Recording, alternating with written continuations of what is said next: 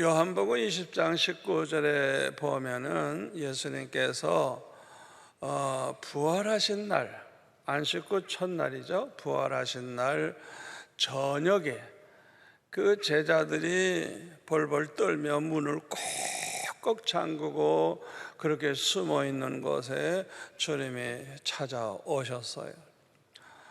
우리 주님께서 그들에게 너에게 평안이 있을지어다 말씀하시고 나서 두 손과 옆구리를 보라고 말씀을 하셨어요. 아마 이때 제자들이 가서 손을 보고 그 목구멍을 보고 아마 눈물도 흘렸을 것이고, 옆구리를 보니까 창에 찔린 그 상처가 있는 걸 아마 눈으로 확인을 했을 것입니다. 이렇게 살아계신 주님, 분명히 십자가에 못 박히셨던 주님이 부활하셨다는 것을 이 두 눈으로 확인을 했을 때 그들은 그냥 기뻐했다 그랬어요. 주님을 보고 기뻐했다고. 얼마나 기뻐했을까요? 그런데 이때 예수님께서 아버지께서 나를 보내신 것 같이 나도 너희를 보내노라, 이 말씀을 하시고 그들을 향하여 숨을 내쉬며 이르시되 성령을 받으라, 성령을 받으라, 그렇게 말씀을 하셨어요. 그런데 그 자리에 이 도마가 없었어요. 아마 개인적으로 볼 일이 있었는지 어디로 갔는지 모르지만은 그 자리에 없었어요. 그러니까 도마는 이제 나중에 제자들로부터 이야기를 듣게 됩니다. 주님이 여기 오셨었다. 부활하신 주님을 우리가 친히 손도 만져보고 옆구리도 봤다. 아마 그 얘기를 했을 거예요. 그러면 이 도마가 할렐루야 하고 감사합니다 이래야 되는데 25절에 보니까 도마는 이렇게 말합니다.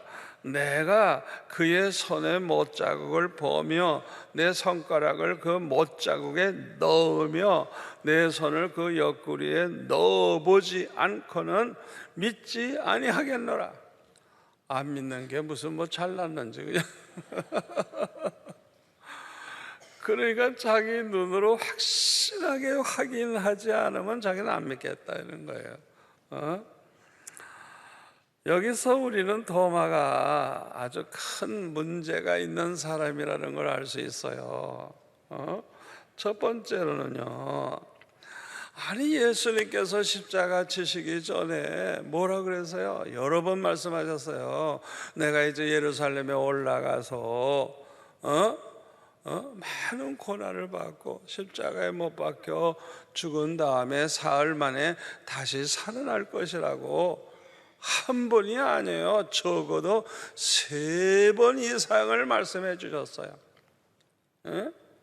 아니 그렇다고 하면 지금 제자들이 예수님 부활하셨다 그러면 예수님 말씀하신 대로 이루어졌거나 그대로 믿어야 되잖아요. 그러니까 예수님 말씀대로 됐으니까 그걸 그냥 믿어야 되는데 이걸 믿지 않은 거예요. 그러니까 이건 보통 문제가 아닙니다. 아니 도대체 도마는 예수님을 도대체 누구로 알기에 예수님이 하신 말씀을 그대로 믿지 않고 있는 것입니까? 여러분, 도마가 예수님 말씀 자체를 믿지 않는다는 건 예수님을 믿지 않는다는 말과 같은 거예요. 여러분, 이게 보통 문제가 아닌 것입니다. 예수님이 그리스도시요 살아계신 하나님의 아들이심을 믿지 않고 있었던 거예요. 우리 예수님은 천지전능하신 분이고 절대주권을 가지신 분이고 신실하신 분이고 반드시 말씀한 대로 이루시는 분이고 완전하신 분이라는 걸 그는 믿지를 않고 있었던 거예요. 그래서 예수님 말씀대로 되었는데도 그것을 믿지 않았던 것입니다. 구약에 보면 사울 왕이 그 사무엘을 통해서 하나님의 명령을 듣게 되죠. 일주일 동안 한 일을 기다려라. 또 한 번은 아말렉을 완전히 그냥 살려두지 말고 전체를 전멸시켜라. 이제 그렇게 말씀을 했을 때, 그 살찐 양이나 소 이런 것들은 죽이지 않고 그냥 가져왔어요. 분명히 다 죽이라 그랬는데, 예? 그때에 사무엘이 뭐라 그럽니까? 왕이여, 당신은 여호와의 말씀을 저버렸으므로 여호와께서도 왕을 버리셨나이다. 하나님의 말씀을 저버리는 것은 곧 누구를 저버리는 거예요? 하나님을 저버리는 거예요. 여러분 그거 아셔야 됩니다. 우리가 하나님의 말씀을 믿지 않는 것은 곧 하나님 믿지 않는 것과 같은 거예요.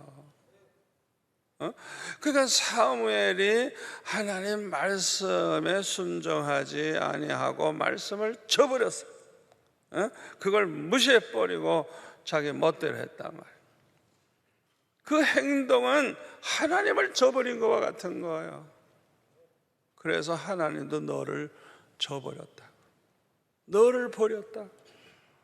그래서 너보다 더 훌륭한 왕을 세울 것이라, 그렇게 말씀을 했죠. 자, 두 번째로 도마가 왜 문제가 있는 사람이냐?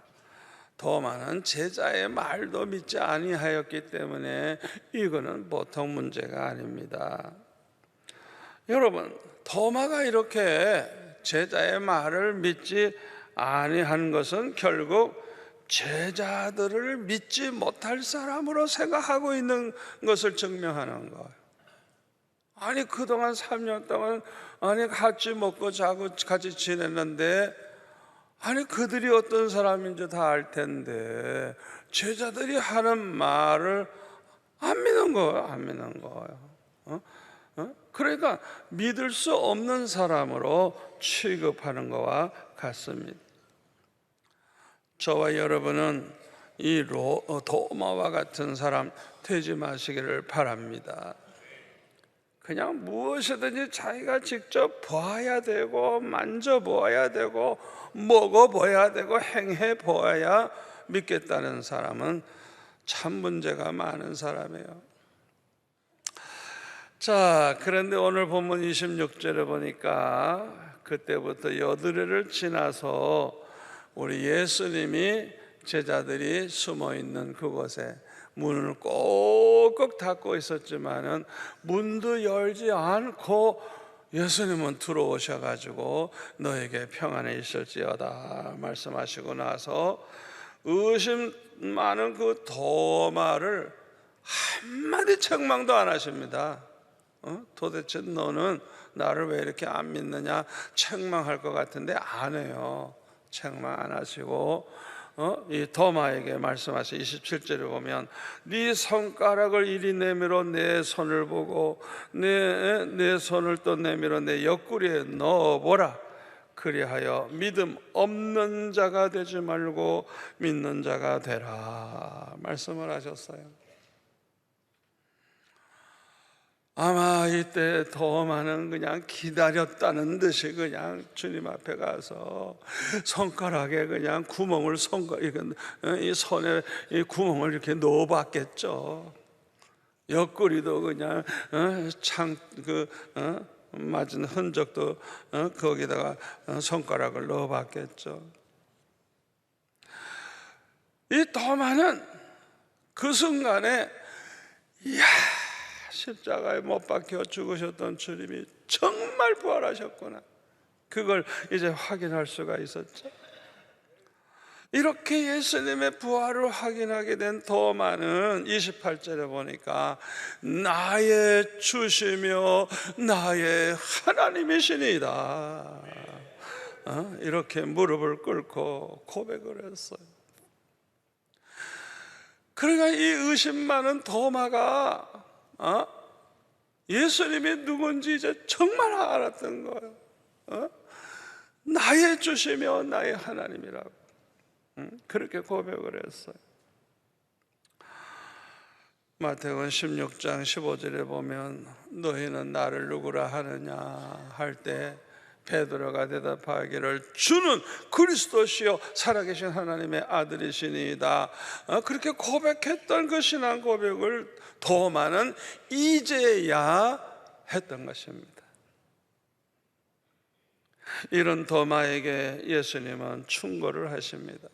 29절에 너는 나를 본고로 믿느냐?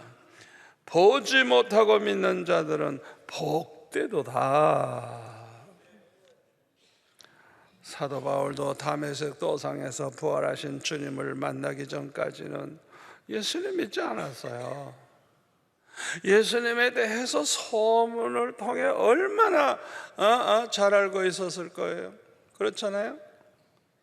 그러나 예수님을 그리스도로 살아계신 하나님의 아들로 믿지 아니했어요. 어떻게 보면 도마와 비슷한 사람이에요. 그러나 부활하신 주님을 만나본 후에 완전히 변하여 새 사람이 되고 말았어요. 딴 사람이 돼버렸어요. 살아도 주를 위해 살고 죽어도 주를 위해 죽겠다고 하는 완전한 헌신을 해버렸어요. 이 사도 바울의 공로가 얼마나 큰지 몰라요. 성경에 보면 이 한 사람은 어떻게 보면 12명의 제자들보다 더 많은 우리 공을 세운 사람이에요. 저와 여러분은 부활하신 예수님의 두 손과 옆구리를 만져보지 못했어요. 그러나 저와 여러분은 예수님의 부활을 믿고 예수님이 그리스도시요 살아계신 하나님의 아들이심을 믿습니다. 그러니 저와 여러분은 참으로 복받은 사람인 줄 믿습니다. 예수님이 믿어진다는 것, 예수님의 말씀이 다 믿어진다는 것, 이것은 전적으로 하나님의 은혜입니다. 그래서 에베소서 2장 8절에 뭐라 그랬어요? 너희는 그 은혜에 의하여 믿음으로 말미암아 구원을 받았으니 이것은 너에게서 난 것이 아니요 하나님의 선물이라.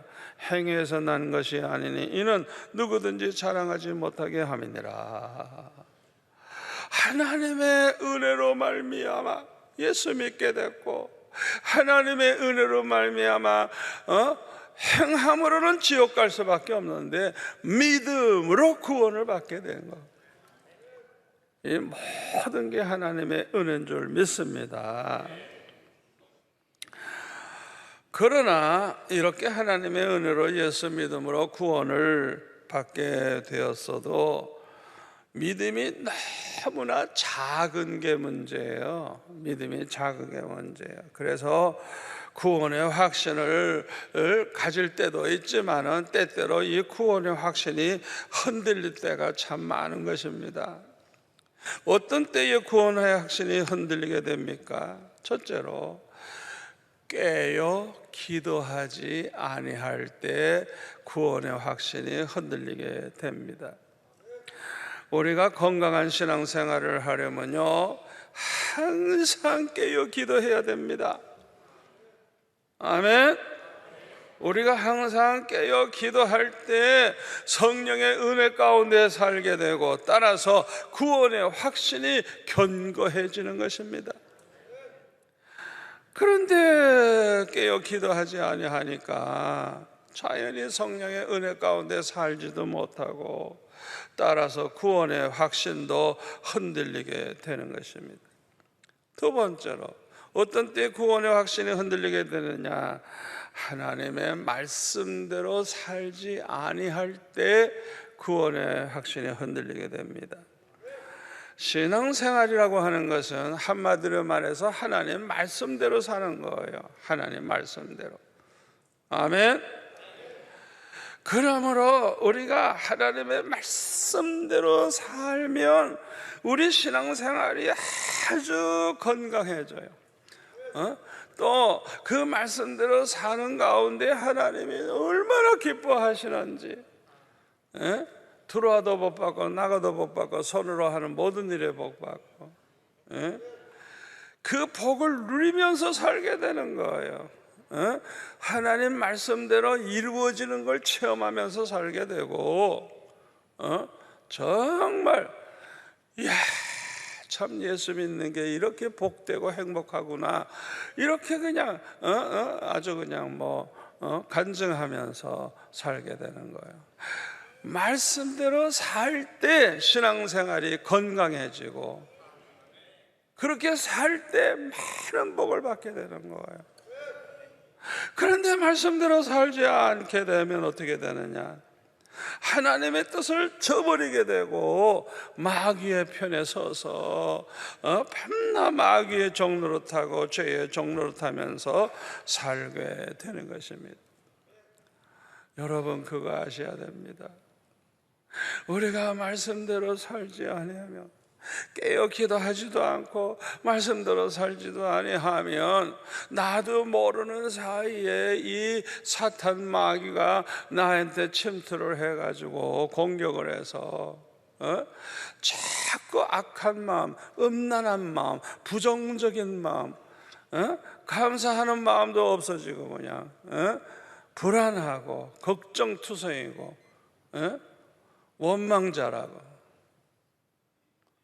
악한 생각, 음란한 생각, 쓸데없는 생각이나 하고, 그래가지고 그냥 헤매게 되는 거예요. 헤매게 되는 거예요.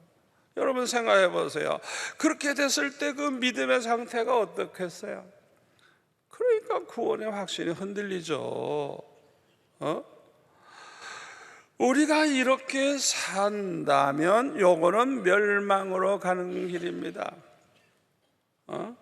하나님의 진노가 기다리고 있을 뿐이에요. 요한복음 3장 16절에 보면 하나님이 세상을 이처럼 사랑하사 독생자를 주셨으니 이는 그를 믿는 자마다 멸망하지 않고 영생을 얻게 하려 하심이라 그랬어요. 믿는 자마다 믿음으로 영생을 얻게 된다는 거예요. 얼마나 쉬워요. 믿는다고만 하면 되니까. 그런데 3장 36절, 요한복음 3장 36절에 뭐라 하세요? 아들을 믿는 자에게는 영생이 있는 건 확실해요.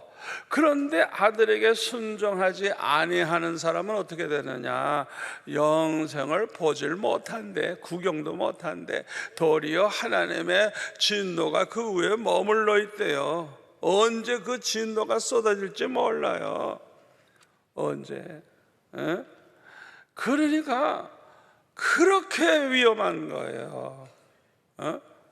우리가 예수 믿으면 구원받고 영생을 얻는데 실제로는 순종 안 해, 순종 안 해. 다시 말하면 산 믿음이 아니라 죽은 믿음을 가지고 있으면 어떻게 되느냐? 그 사람은 그 죽은 믿음 가지고는 영생을 얻지를 못하는 거예요. 아예 보지도 못한다. 보지도 못한다. 하나님의 진노가 오히려 기다리고 있어요. 기다리고 있어요. 그러니까 죽은 믿음 가지고는 구원을 받을 수가 없는 것입니다. 로마서 10장 9절 10절에 보면 네가 만일 내 입으로 예수를 주로 시인하며 또 하나님께서 그를 죽은 자 가운데서 살리신 것을 내 마음에 믿으면 구원을 받으리라. 10절 다 같이요. 사람이 마음으로 믿어 의에 이르고 입으로 시인하여 구원에 이르느니라.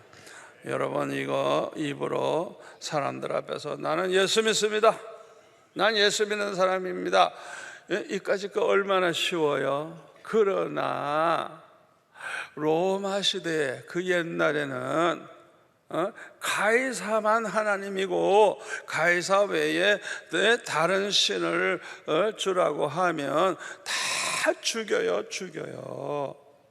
그렇기 때문에 북한에 가서 내가 예수 믿는다고 그렇게 말하면 결국 뭐예요? 예수 믿는다고 말을 하면 그건 죽는 거예요. 여러분 그거 아셔야 돼요. 그러니까 우리가 입으로만 믿는다고 하는 그 믿음이 아니라 죽을 각오를 하고 내가 예수님을 믿는다고 말할 수 있는 그런 신앙을 가져야 되는 거예요. 그런 신앙을. 또 로마서 11장 2절 이하에 보면 하나님이 그 미리 아신 자기 백성을 버리지 아니하셨나니 너희가 성경이 엘리야를 가리켜 말한 것을 알지 못하느냐? 그가 이스라엘을 하나님께 고발하되 주여 그들이 주의 선지자들을 죽였으며 주의 제단들을 헐어버렸고 나만 남았는데 내 목숨도 찾나이다 하니 그에게 하신 대답이 무엇이냐? 내가 나를 위하여 바알에게 무릎을 꿇지 아니한 사람 7,000명을 남겨두었다 하셨으니 그런즉 이와 같이 지금도 은혜로 택하심을 따라 남은 자가 있느니라. 여기 남은 자는 어떤 사람들입니까? 모두가 다 바알 앞에 무릎을 꿇는데 바알한테 무릎 꿇지 않은 사람, 이거 대단한 사람입니다. 이 아합 왕이 모든 사람들 다 바알 신을 섬기게 했어요. 그런데 바알에게 무릎을 꿇지 않은 사람이 7,000명이나 있다네. 7,000명. 이 사람이 도대체 어떤 사람이냐? 하나님의 은혜로 택하심을 받은 자들이라는 거예요. 아멘. 아멘. 여러분, 그 요한계시록에 보면 얼마나 무시무시한 환난과 핍박이 오는지 몰라요. 그러니까 대부분의 사람들은 다 짐승 우상 앞에 절하고 다 거기다가 인을 찍힘을 받고 하여튼 별별 짓을 다 하지만은 여러분 요한계시록에 보세요. 생명책에 기록된 자들은 절대로 그렇게 안 한다는 거예요. 성경에 보면 예수님께 붙어있는 사람, 요한계시록 17장 14절 같은데 어린 양 예수님은 항상 이기신다 그랬어요. 그런데 그와 함께 있는 자들도 이기리로다. 택하심을 받고 부르심을 받고 진실한 자들, 정말 진실하게 예수 믿는 사람은 주님과 함께 이기리로다. 성경에 이긴다고 그랬어요. 무엇보다도 요한계시록에 나오는 그 모든 환난과 풍파와 시험다, 그 모든 박해, 우리 주님이 만왕의 왕이 되시고 우리 주님이 심판주가 되셔서 그렇게 하시는 거예요. 주님이 실수하는 법 없어요. 하나님의 백성을 아차하고 놓치는 법 없어요. 소돔 고모라가 멸망할 때 의인 롯을 보세요. 의인 롯, 지체하고 가려니까 그냥 천사가 그냥 강제로 막 끌고 나가잖아요. 뭐뭐 했다간 죽으니까. 그리고 소알성, 산에까지 피하라 할 때 산에까지 못 가겠다고 요 앞에 조그만 소알성의 마을에 가서 좀 있게 해달라 그러니까 우리 하나님께서 이 롯만 살리는 게 아니고 그 소알성에 들어갔기 때문에 그 성도 하나님이 멸하지 않겠다. 할렐루야, 할렐루야. 소돔 고모라가 그냥 불심판 받아서 유황불로 그냥 완전히 멸망할 때 하나님의 택한 백성 의인들을 하나님이 얼마나 소중하게 여기시는가를 우리는 성경에서 볼 수 있는 거예요. 아멘. 여러분들 마찬가지예요. 구원받은 여러분들을 하나님께서 걷어가시려고 그러면 걷어가시지만은 여러분을 보호하신다고 하면 여러분을 하나님이 전능하신 분이기 때문에 실수하지 않고 완전하게 책임져 주실 줄 믿습니다. 이 부산을 다 멸해야 되겠다. 그러면 우리를 잠깐 여행 가든지 어떻게 하든지 강제로 끌어내실 거예요. 걱정할 필요 없어요. 아멘. 우리 한번 따라서 할까요? 부산은 우리 때문에 복 받는다. 아멘. 우리 한국은 여러분들 때문에 복을 받습니다. 여러분, 기도하는 백성, 하나님 섬기는 백성이 절대로 망하거나 버림받지 않아요. 여러분, 우리나라 역사를 보세요. 아무리 위기가 와도 반드시 결과는 더 좋게 되고 더 좋게 되고 더 좋게 되고. 아멘. 지금까지 지나온 과거를 한번 생각해 보라고요. 얼마나 6.25 전쟁 때 얼마나 비참했습니까? 전 서울 사람이라 그냥 서울에서 그냥 뭐 완전히 그냥 모든 걸 다 경험한 사람인데, 완전히 그때는 망할 수밖에 없는 거예요. 그러나 하나님께서 그런 극적인 상황에서도 이 나라를 이렇게 일으켜 주시고 살려 주셔서 오늘날 경제 대국이 되게 하시고. 아멘. 여러분들과 같은 기도의 사람, 여러분들과 같은 믿음의 사람이 있는 한 절대 하나님이 버리지 않아요. 여러분, 우리 한국교회가 문제가 많은 것 같으나 오히려 우리 목사들이 문제가 많아. 성도들은 정말 순수한 사람들이 많고 정말 깨어기도 하는 사람 많고. 여러분, 절대 주님께서 무시하지 않는다는 거 믿으시기를 바랍니다. 하나님의 은혜로 택함을 받은 사람들은 바알에게 무릎 꿇지 않게 된다는 거예요. 이렇게 남은 자가 지금도 있다는 거예요. 승리할 사람, 끝까지 무릎 꿇지 않고 승리할 사람, 하나님의 은혜로 택함 받은 그 사람. 아멘. 저와 여러분은 하나님의 은혜로 택함 받은 줄 믿습니다. 마태복음 7장 15절에 보면은 거짓 선지자를 삼가라 말씀하시면서 이제 20절에 보니까 그들의 열매로 그들을 안다 말씀을 하셨어요. 거짓 선지자인지 아닌지 뭘 보고 아느냐? 열매를 보면 안 돼. 열매. 어떤 열매냐? 21절. 하나님의 뜻대로 사는가 안 사는가 그걸 보면 안다는 거예요. 여기 하나님의 뜻대로 산다는 게 뭐냐? 마태복음 21장 31절에 보면 두 아들의 비유가 나와요. 큰아들 보고 야, 너 오늘 포도원에 가서 일해라 그랬더니 예 해놓고 안 갔어요. 이번에는 둘째 아들에게 야, 너 오늘 포도원에 가서 일 좀 해라 그랬더니 싫어요 하고 요 농땡이가 이렇게 했어요. 그런데 뉘우쳤어요.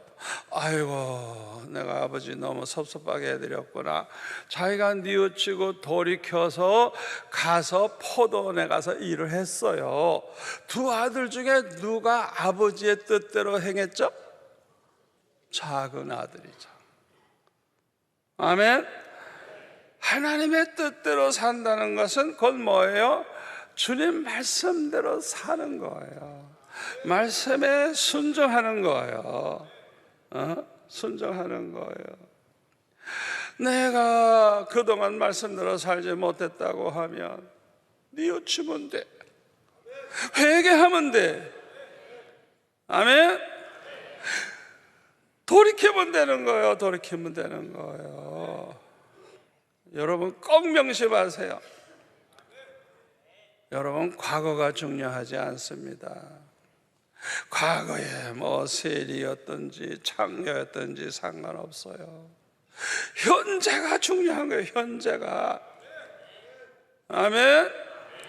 지금까지 말씀대로 살지 못했다면 빨리 회개하고 하나님의 말씀대로 이제 살면 이 사람은 이제 돌이켜서 하나님의 뜻을 따라 사는 사람이 되는 거예요. 에스겔서 18장 21절에 보면 그러나 악인이 만일 그가 행한 모든 죄에서 돌이켜 떠나 내 모든 율례를 지키고 정의와 공의를 행하면 반드시 살고 죽지 아니할 것이라. 과거에 그가 범한 죄 하나도 기억함이 되지 아니하리니. 여러분, 우리가 이제 돌이켜서 바르게 살면 과거의 죄는 하나도 하나님이 기억하지 않는데요, 무시해버린대요 그냥. 아멘. 그리고 지금 내가 돌이켜서 행한 공의로 살리라. 주 여호와의 말씀이니라. 내가 어찌 악인이 죽는 것을 조금인들 기뻐하랴. 그가 돌이켜 그 길에서 떠나 사는 것을 어찌 기뻐하지 아니하겠느냐. 우리 하나님의 마음을 여기서 알 수가 있어요. 여러분, 과거에는 말씀대로 못 살았다고 할지라도 그것을 회개하고 돌이켜서 말씀대로 살면 이제는 우리는 하나님의 뜻대로 사는 자로서의 열매를 맺게 되는 거예요. 여러분, 특별히 우리는 예수님의 계명대로 살아야 돼요. 예수님의 계명이 뭐죠? 요한복음 15장 12절, 내가 너희들을 사랑한 것과 같이 너희들도 서로 사랑해라. 그게 예수님의 계명이에요. 서로 사랑하라. 서로 사랑해라. 우리가 이 계명을 그대로 지키면서 산다고 하면 어떤 복을 받느냐? 요한복음 14장 21절에 보니까 나의 계명을 지키는 자라야 나를 사랑하는 자니. 예? 이 믿음이라는 건 사랑으로 나타나거든요. 그러니까 정말 그 사람이 믿는 사람이라는 거예요. 하나님을 사랑하는 자니 나를 사랑하는 자는 내 아버지께 사랑을 받을 것이요 나도 그를 사랑하여 그에게 나를 나타내리라. 여러분, 여기 나타낸다는 게 뭔지 알아요? 주님이 말씀으로 찾아오시는 거예요. 말씀해 주시는 거예요. 말씀해 주시는 거예요. 찾아오셔서 우리의 계획을 말씀해 주시고 우리를 향한 하나님의 뜻을 말씀해 주시고 우리를 얼마나 사랑하는지 말씀해 주시고 앞으로 하나님께서 우리에게 어떤 축복을 주실 것인가 말씀해 주시고 우리를 통해 어떻게 영광 받으실까를 말씀해 주시고, 저는 그런 말씀을 다 들은 사람이에요. 주님이 다 말씀해 주셨어요. 그 말씀대로 제가 살고 있는 거예요. 지금 그 말씀대로 이루어지고 있는 거예요. 말씀으로 나타내시는 거예요. 형상은 없어요. 아멘. 그래서 우리가 주님의 이 계명을 지키면 말씀해 주시는 주님을 만나는 축복을 받게 되는 거예요. 우리가 어려움 당할 때마다, 걱정거리가 생길 때마다 주님이 말씀해 주시면 얼마나 기쁘고 얼마나 좋을까요? 그것은 체험해 본 사람만이 알 수 있어요. 또 요한복음 14장 23절에 예수께서 대답하여 이르시되 사람이 나를 사랑하면 내 말을 지키리니 내 아버지께서 그를 사랑하실 것이요 우리가 그에게 가서 거처를 그와 함께 하리라. 나를 사랑하면 내 말을 지키리니, 주님 말씀대로 순종하는 것이 곧 주님께 대한 사랑이에요. 아멘. 주님을 사랑한다면 기쁨으로 순종을 해야 되는 거예요. 여러분, 우리 예수님이 우리를 사랑하신 것처럼 우리도 서로 사랑하라는 것이 주님의 계명인데, 주님이 우리를 얼마나 사랑하셨어요? 얼마나 사랑하셨어요? 우리의 죄를 짊어지고 대신 십자가에 못 박혀 죽으심으로 우리의 죄를 다 대속해 주시고, 우리에 대한 그 하나님의 사랑을 그냥 확정시켜 주시고, 아멘.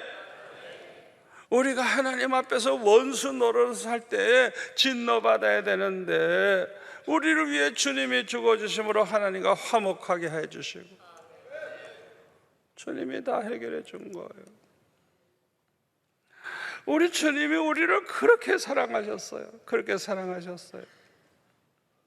그러므로 우리는 마태복음 5장 44절 말씀대로 우리도 원수를 사랑하고 우리를 박해하는 자를 위해서 기도하는 사람이 되어야 되겠어요. 우리 예수님은 십자가에 달리셨을 때 저들의 죄를 저들에게 돌리지 마옵소서, 저들이 하는 일을 알지 못함이니이다. 마땅히 저주받아야 되고 심판받아야 될 인간을 향해서 우리 주님은 그렇게 기도해 주셨어요. 로마서 12장 14절에 보면 너희를 박해하는 자를 축복해라, 축복하고 저주하지 말라 그랬어요. 여러분, 우리의 입에서는 항상 모든 사람에게 축복만 해야 됩니다. 그게 기독교인이에요. 그게 구원받은 하나님의 자녀예요. 아멘. 우리는 절대로 그 사람의 잘잘못을 따지고 그렇게 할 거 아니고, 일단 도둑놈이라도 잘 되기를 축복하고 무조건 항상 축복하면서 살아야 돼요. 나를 괴롭히는 원수들, 그들을 향해서 축복하라. 축복하는 거예요. 저주하지 말라는 거예요. 로마서 12장 17절 18절에 보니까 아무에게도 악을 악으로 갚지 말고 모든 사람 앞에서 선한 일을 도모하라. 할 수 있거든 너희로서는 모든 사람과 더불어 화목하라. 모든 사람, 원수도 포함해서 나를 괴롭히는 그 사람까지 싸우려고 하지 말고 그들과 화목하라는 거예요. 히브리서 12장 14절에는 우리가 모든 사람과 화평함과 또 거룩함을 지켜라. 이것이 없이는 아무도 주를 뵙지 못하리라 그랬어요. 우리는 누구하고든지 악을 악으로 갚으려고 하면 안 돼요. 선으로 악을 이기는 자가 돼야 돼요. 무조건 저들을 축복해야 돼요. 아멘. 로마서 12장 19절에 보면은 내 사랑하는 자들아 너희가 친히 원수를 갚지 말고 하나님의 진노하심에 맡기라. 기록되었으되 원수 갚는 것은 내게 있으니 내가 갚으리라고 주께서 말씀하시니라. 주님은 말씀하십니다. 네 원수는 내가 갚을 테니까 걱정 마라. 너는 그들을 축복만 해라. 축복만 해라. 원수는 내가 대신 갚아주마. 반드시 갚아줍니다. 반드시 갚아줘요. 여러분, 그런데 우리가 이 말씀대로 살지 않고 자꾸 그냥 반감을 가지고 행동하면 더 어려움을 당하게 되는 거예요. 더 어려움을. 화목할 수가 없어요. 그래서 우리는 무조건 그들을 축복만 하고 하나님께 맡기라 이게. 그리고 20절에 보면 내 원수가 줄이거든 먹이고 목마르거든 마시게 하라. 그리함으로 내가 숯불을 그 머리에 쌓아 놓으리라. 악에게 지지 말고 선으로 악을 이기라. 여러분, 이렇게 원수들에게 이렇게 우리가 선으로 그렇게 좋은 일을 할 수 있으려면 우리가 용서하지 아니하면 그렇게 할 수가 없어요. 무조건 용서하면서 살아야 돼. 용서하면서. 저는 이걸 잘 모를 때는 사과하면 용서하지, 잘못했다고 하면 용서하지, 어떻게 자기가 잘못했다고 안 하는데 어떻게 용서가 되지? 아니에요. 성경에 보니까 우리는 무조건 용서해야 돼요. 이렇게 아멘이 작아. 아마 죽어도 용서 못할 사람이 있는 모양이지. 마태복음 6장 14절 15절에 뭐라 그랬어요? 우리가 형제를 용서해야 하나님도 우리를 용서하지. 예? 우리가 다른 사람 잘못을 용서 안 하면 하나님도 우리를 용서 안 하신대요. 이게 얼마나 무서운 말씀이에요. 우리가 용서 안 할 자유가 없어요. 용서 안 하면 나도 용서 못 받아요.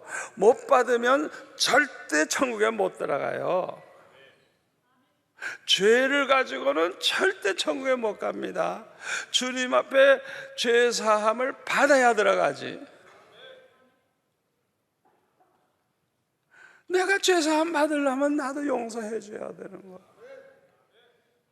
아무리 억울해도, 아무리 속상해도 용서해야 돼요. 나 자신을 위해서.